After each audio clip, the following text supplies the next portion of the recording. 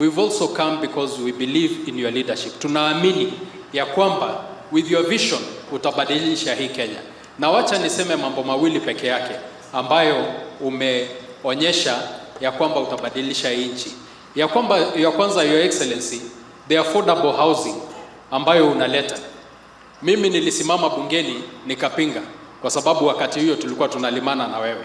Lakini unajua ukweli lazima usemwe. Your Excellency, this is a visionary project that you've introduced to this country. One, in terms of food security, Your Excellency, we are misusing land by constructing everywhere. With the affordable housing, this will bring some sense of food security to this country. Your Excellency, pia mambo ya employment to our many unemployed, the housing project will really help solve the unemployment issue in this country. There are many benefits to this project. So I want to tell you, Your Excellency, hiyo ikikuja tena idiskasiwe mahali popote, count me as one of your soldiers. I've also talked about the online working of the youth and many opportunities that you've opened up. Your Excellency, you've been shuttling outside this country to open up opportunities for the unemployed in this country.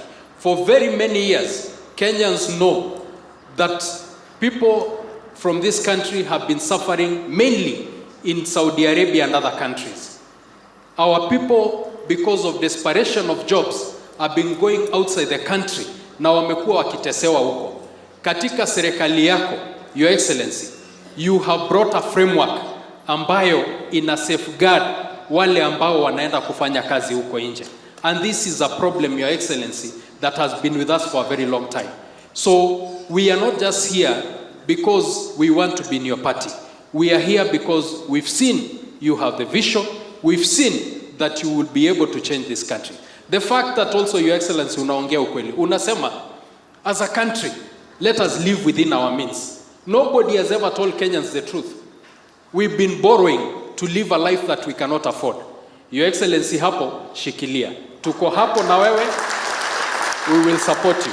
Mimi nimekuja na watu wangu, kwamba watu wangu niliwapoteza na nikaambiwa turudi. Lakini ile kitu wengi hawakujua ni kwamba mimi nilikuwa Azimio physically, but my soul was in UDA.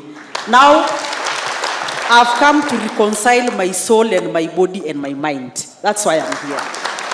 And Your Excellency, ukiona pia nimekuja na Mheshimiwa Kaparo, unajua maneno sasa ni sawa sawa.